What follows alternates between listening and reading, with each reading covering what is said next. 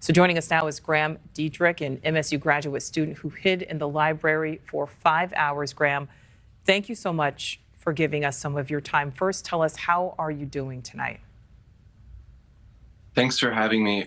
I think some of the initial shock that I felt, this morning after going through all of that has kind of, maybe waned away as I've been able to talk to friends and family about what really went on. And it's kind of transitioned more into frustration and a sense of anger at why this happened. A completely senseless killing of fellow students and injuring several more. Well, absolutely. The 3 students, as you mentioned, killed, 5 right now injured. I know it's a very large school. Did you have any connection to any of the victims? I didn't have any connection with them other than we went to Michigan State University. And when you go to a university, you expect to feel safe, and that social cohesion should exist throughout Michigan State. And I'm so sorry to the families and friends of those that had to suffer because of this senseless attack, and my thoughts are with them. Absolutely. So we said in the intro that you were in the library. Explain kind of where you were and what you were told to do. Just kind of walk us through what happened last night.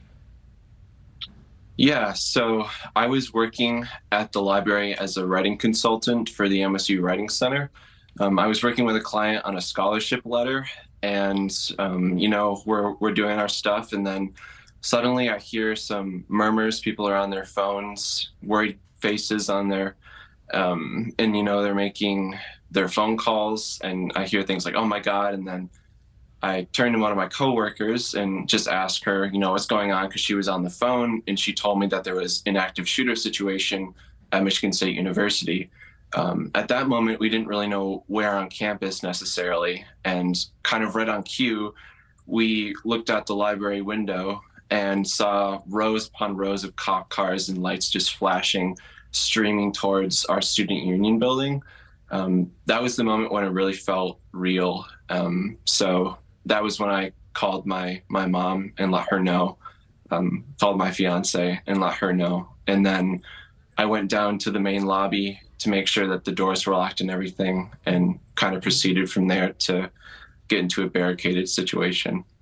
Well, Graham, we said that you were there for 5 hours. How long did it seem to you? Because the reality versus what it seemed like can, I know, be very different. And what were you thinking as more and more time passed, as each hour ticked by?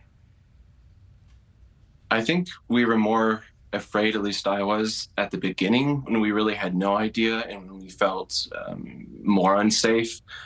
Later in the night, we were feeling more secure, barricaded in our study room. And that initial fear kind of motivated all of us to work together in which to build that barricade to keep us safe.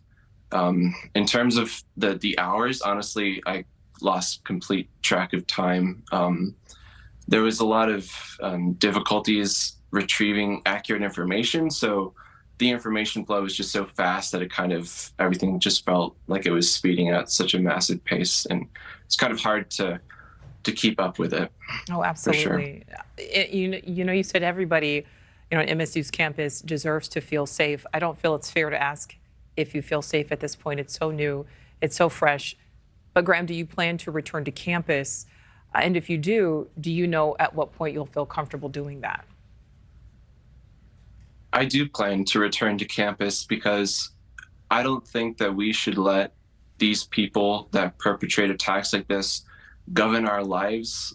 I think that we need to come back to campus with a recommitment and a focus on ensuring student safety, but I don't think that should deter students and faculty and staff from returning and resuming normal life on campus. So I am planning to return, and I think that I'll feel safe knowing that someone somewhere is working to ensure that this will not happen to us again or other universities, knowing that politicians, the school administration, are actively working on the issue and consulting with us, the student body, to ensure that we're remaining safe at the university.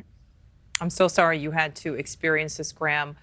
Thank you so much for giving us some of your time, and we absolutely wish you the very best as you continue to process this. Thank you, Graham.